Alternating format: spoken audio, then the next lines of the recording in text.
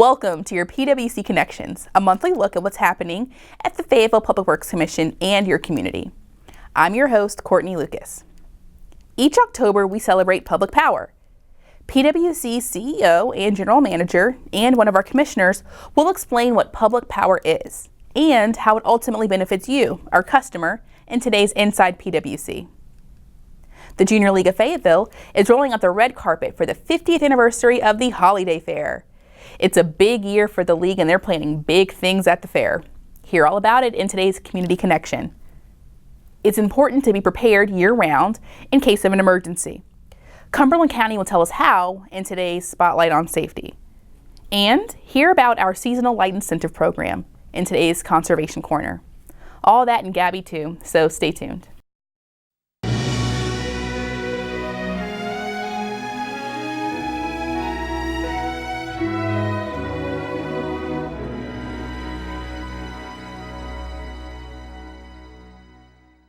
Public power utilities like the Fayetteville Public Works Commission are owned by the public, and so they're not there to make a profit. They're there to do a couple of things. One is to provide the most reliable, high-quality electricity that they can provide for the lowest possible cost. Now that's on the electric side, but on the water side, we also are supposed to supply great quality water at reasonable rates and certainly take care of that water, that wastewater that we get from the Cape Fear River here in Fayetteville, and return it to the river as clean as we got it when we took it out, or cleaner even. And so we do that also trying to keep the cost down, because if we keep the cost down, that helps our customers. And one of our customers, and major customers we have, are major employers that come. If they can get low cost, high quality electricity, they get low cost, clean, great tasting water that's handled well and returned to the river well, then they're likely to come here and hire people, and that helps all of us here because we have more people doing business here and hiring folks and giving them jobs. And it really does start from probably the best asset that the city of Fayetteville has, which is the Fayetteville Public Works Commission. Back in 2011, I got elected to the Fayetteville City Council and was made the liaison to the Fayetteville Public Works Commission. And I found it rather interesting. I thought I understood what public power was, but I really didn't. Until I got involved with the utility and then went to an American Public Power Association convention to see all of the different aspects of public power. And I think that our citizens in the community miss out on that bit of understanding of why we're here and what we're supposed to do. Reliability and quality when it comes to electric power is important. And where reliability counts is when you go home and you turn your light switch on and the light comes on. Everybody knows when the power goes off. They take for granted when the power comes on. And so it's good to be rated highly in that. And that's where I think the Fayetteville Public Works Commission has done a fantastic job. The American Public Power Association gives a rating called the Diamond Rating on reliability. It's called RP3. The Diamond Rating is the highest level that you can get. We've received the RP3 Diamond Award 4 times, and we're one of only, I think, 4 utilities in the country that's ever had that rating. You can't get more reliable than that. I remember the first APPA conference I went to and was astounded at the recognition of the Fayetteville Public Works Commission nationally. I'm not just talking about in the state of North Carolina. I'm talking about across the nation. One of the most highly rated utilities in the country is Fayetteville's PWC. I mean, and there are some large public utilities out there when you think about areas like I think in Southern California, also when you look around Phoenix, Arizona, San Antonio, Texas, these are large cities. And Fayetteville's PWC ranks right up there with them. I think that's just an awesome statement about the quality of the people that work in our utility and the type of service they bring to our community. I think one of the major benefits for public power for communities is the fact that the utility is controlled locally. A lot of these investor-owned utilities, you have no clue who's running your utility. But when you have a local public power utility, you know who the commissioners are. It's in the paper. You know they're appointed by your city council, and you know it's an asset for the city.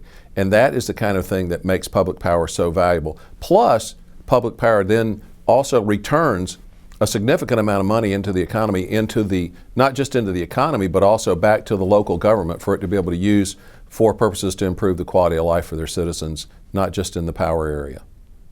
In the United States as well as in North Carolina, there's 3 basic types of electric providers. You have your investor-owned utilities like Duke Energy here in North Carolina. Then you have co-ops, which are rural electric cooperatives. And in our area here, we have Lumbee River and South River. And then you also have municipals. And those are entities that are owned by the citizens of a community. And PWC is the largest public power provider in North Carolina. And we supply power to roughly about 85,000 customers in Fayetteville area.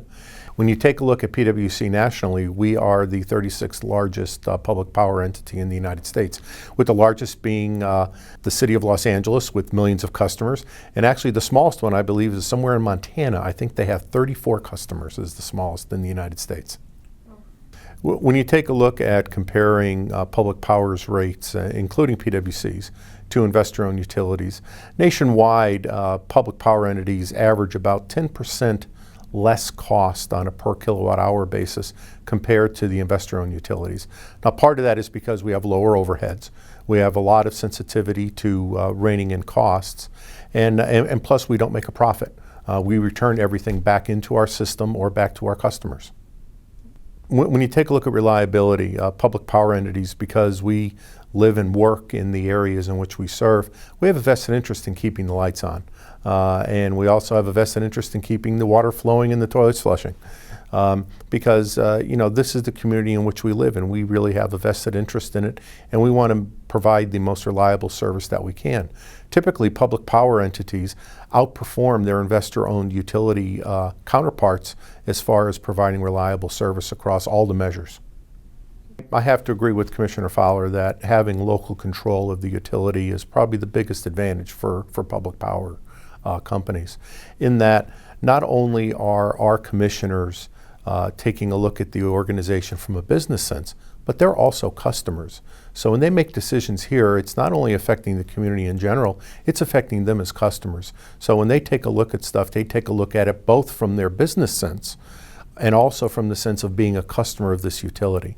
So that gives them a very unique perspective to be able to balance low cost and reliability. So when they make those rate decisions or they make those investment decisions, they are well thought out from both the perspective of how they, as a business leader in the area, take a look at it, as well as how will the customers view it. That's a really important part, I think, of public power, and perhaps the biggest advantage. As you know, in my career, I worked over 23 years in an investor-owned utility setting. And investor-owned utilities are also concerned about rates and reliability. But to me, the biggest difference is when I come to this commission and I ask a question of them to take a look at an investment or something, the first question that normally comes out of their mouths is, what is the impact on customers? When I worked in the investor-owned side of the house, it was, how much can we make on that? Now, they still have a vested interest in reliability and everything, but I think that perspective of putting customer first, because our customers are our owners, is a real important aspect of public power. I think the true value of PWC to this community is that we do provide a real economic engine here. And the value which we provide to this community goes beyond just providing electricity and water and other services. It's the people who volunteer. It's our employees who work in the middle of the night to restore service. It's that dedication which we have from top to bottom of this organization to make sure that we provide the best service to our customers. And that's a message that I think we need to do a better job getting out there. We're recognized nationally and statewide, but sometimes people right here in Fayetteville don't know about all the great things that we do. So hopefully this segment will help them learn a little bit about that.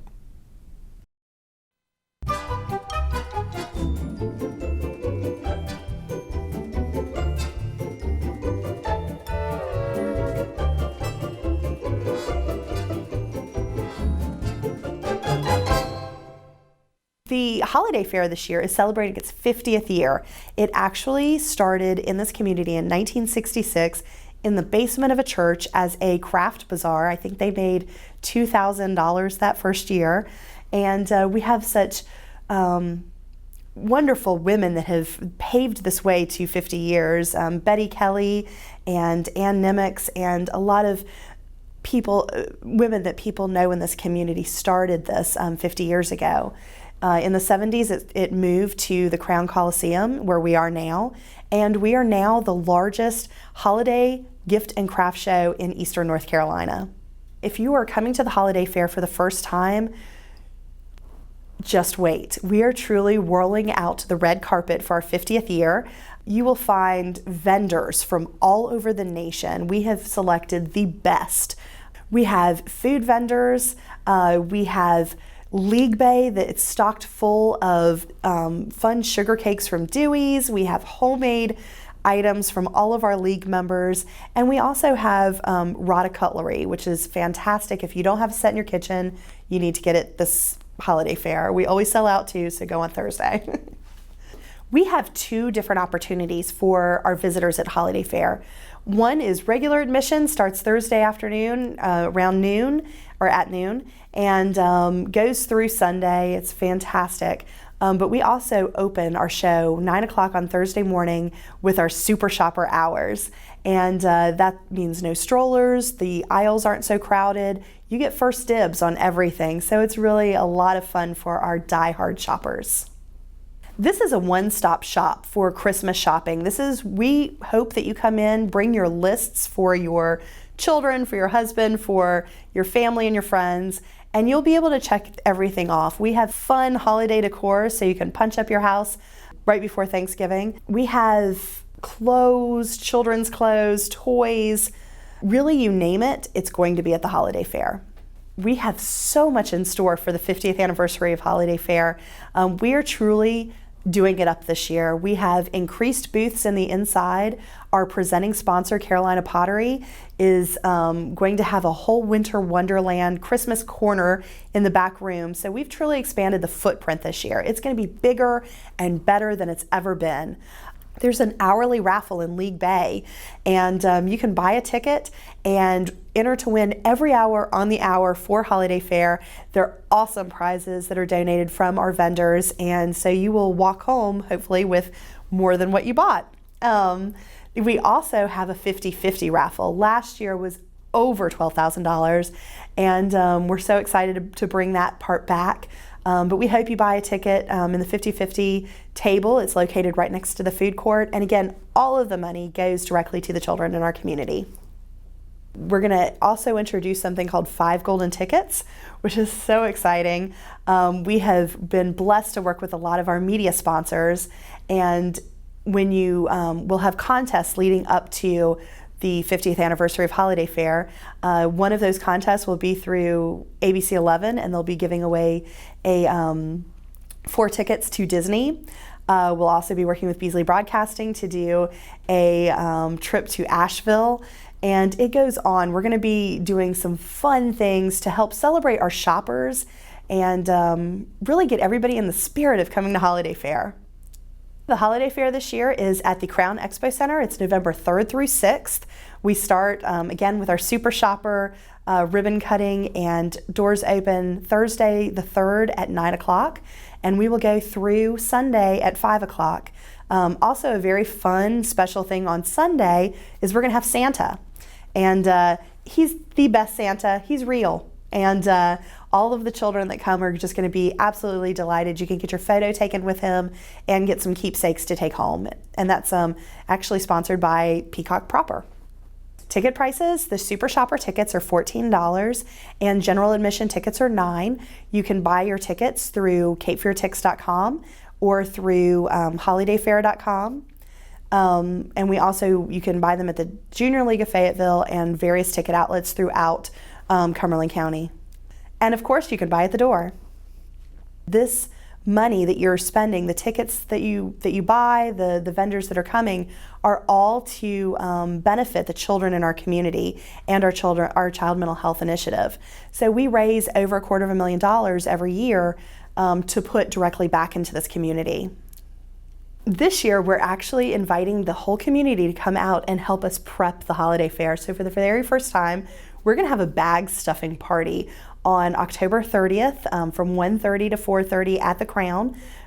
We are asking everybody to be festive and come in costume. It's the night before Halloween, so we're going to have a lot of fun. We're going to have costumes, we're going to have food, we're going to have music, and you also, when you come to help volunteer, stuff our bags, which includes putting our holiday fair official shopping guide and all of our information in those bags. We've got 20 plus 1,000 bags to stuff, so we hope a lot of people come out for it.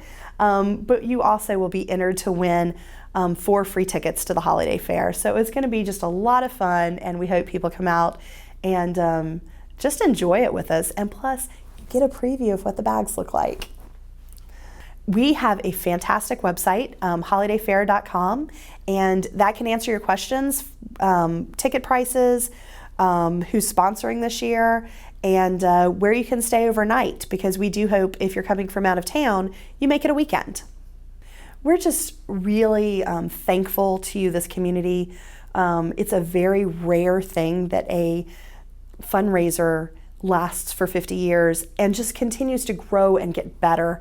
And we're so proud and grateful to all of our sponsors, to all of our community partners, to all of our supporters that have come out year after year to make this event what it is. We have people coming from all different states. We hear the stories about family members who are now in 3rd and 4th generations coming to this holiday fair, and they come as a group and they celebrate it, and it's something that they do every single year together as a family.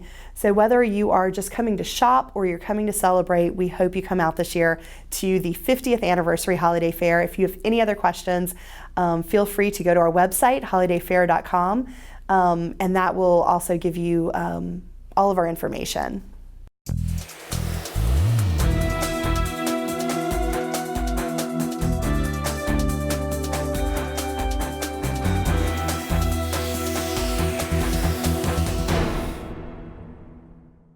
Planning for disasters, we can do it a little bit at a time.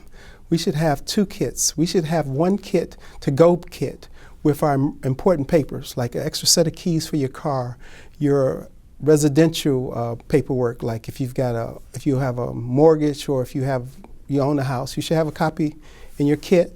You can have copies of your insurance papers, your prescriptions, extra set of glasses, because sometimes in emergencies you leave in the middle of the night and you won't have time to gather all that. So that would be your to-go kit where you could take it out the door. And also some money, because in disasters, sometimes there's no electricity for a while and you can't go to the ATM machine. And also you could have a jump drive, and all your other paperwork you could put on the jump drive. So whatever works for the person, if you're a paper person or if you're an electronic person. But you should have copies of things that are important to you. Now for your other kit, you should have food so that you can survive for 3 days, and 1 gallon of water per day per person. And if you don't have that and you think something's going to happen, you can fill up your bathtub with water. If you have special needs, you should have things, for example, let's say if you are diabetic or somebody in your family is a diabetic, you want to have the things that they need for 3 days in case you have to relocate. So if someone has a high blood pressure or is a diabetic, you don't want things that have a lot of salt. So you want to look at those. So if you need things that have low sodium, or let's say now gluten-free, so whatever works for them. And you can also have some things that you can add water to and still have a meal, as well as definitely have 1 manual can opener, because if there's no electricity, then how do you open all those things? And we also encourage people to look at having sanitary items. So you want to have wipes, because if you're 3 days with no water, you need some, those things are important. So if you have pets, currently we have shelters for pets. One of the things that we learned from Katrina is that people don't want to relocate without taking care of their pets. So now we have a truck for pets. Those are cats and dogs. So you can't bring your chickens. In a disaster, people should not open their refrigerator, because when you open your refrigerator, you reduce the amount of how long it would take for that food to spoil. So in some cases we need to practice. So if we have a disaster, if you meet with your family and discuss what are we going to do, how are we going to do it. We encourage people to have an all-weather radio. All-weather radio will allow you to get notifications, and all-weather radios now have at least 3 languages. So if your home isn't English speaking, they have it in Spanish and French, and you can program it, just turn the knob. We also encourage you to sign up to Code Red. You can call 910-321-6676, or you can go on the website and you can sign up yourself, and you put in your name, your telephone number, your residence, and the code red will alert you for one address. So if you want to do for two, you can sign up twice. So for let's say for your home, it will tell you if you live at 123 Main Street, what's the weather conditions there when they're adverse. There's some statewide apps. There's one about ready.gov. Those are good ones. The American Red Cross has those. I would look at the apps and the programs that are already on the internet. PWC is a great resource, and you can look on their website. They have various programs that you can use, and all of them are free, and all of them want to try to make you safer and more informed. We have two classes that are forthcoming. They are Community Emergency Response Team. It's called CERT, C-E-R-T. They're at West Area Fire Station at 6989 Ramsey, and they are free to the public, and they start on Friday night. It's November 4th. Friday night is from 6 to 9, and then on Saturday and Sunday from 9 to 6. And they help people get better prepared. We even show you how to put out a small fire. It's a lot of fun. Emergency prep is a family activity. So if people can practice together, they respond better. If you have an assembly point, make it an activity on a Saturday or Sunday or some activity where everybody goes to the assembly point. Practice, look at your emergency kits. So if you have food in there, you want to rotate the food, the canned items, the dried items occasionally so that none of them spoil. But the big thing is communication and preparation. So if everybody practices together, they get better when it's in real life. 'Tis the season. Before you know it, it is going to be the holiday season, and everybody knows what that is like. On top of all of the hustle and bustle and the baking and the company and getting your house clean and doing this and doing that, you have to worry about decorating. And when I think of decorating, I think of holiday strand lights and how I used to struggle with getting them down from the attic. And then, of course, you know, the year before, I would probably just throw them in the box, and I'd say to myself, I'm just too tired, I'll worry about it next year. Get them down from the attic, look in the box, and they're all just a big fat mess. And then plug them in, and one of them is going to be out, and so the whole string is out, and you can't tell which one it is that is out. But all of that is changed if you buy LED holiday strand lights. And people use lights during Halloween. I know a lot of people decorate for Halloween. You've got Thanksgiving holidays coming up, and then of course the Christmas season, and it's just a time of a year when people do a lot of decorating. So we're offering the same program that we offered last year, which was very popular. And it is the Holiday LED Strand Light Program, which can also be seen, all the details can be seen on our website at fayetteville.pwc.com. But to summarize, you can buy, there's a limit of 5 strands that you can buy. You can earn up to $8 per strand. The limit is a $40 incentive. That is what we cap the incentive at. If you buy a strand that is has 99 lights or less, you would earn $4 per strand as an incentive. If you buy a strand that has 100 plus lights in it, you would earn $8. You can mix and match, so you can buy some that are less than 100 and some that are more.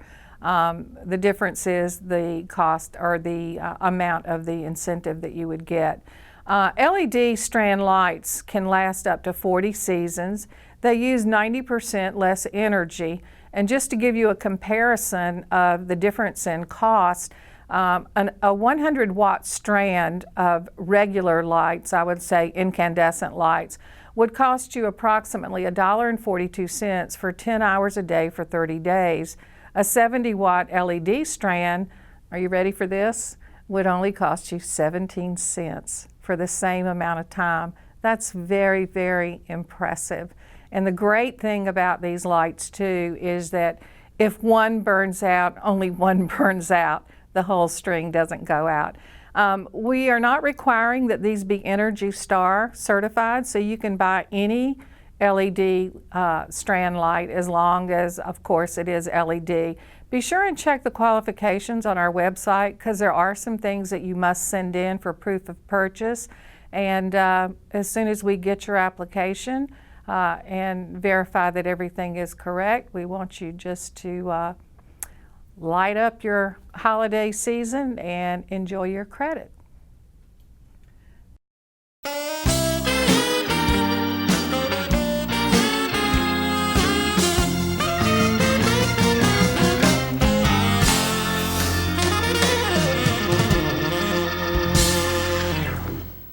Hello?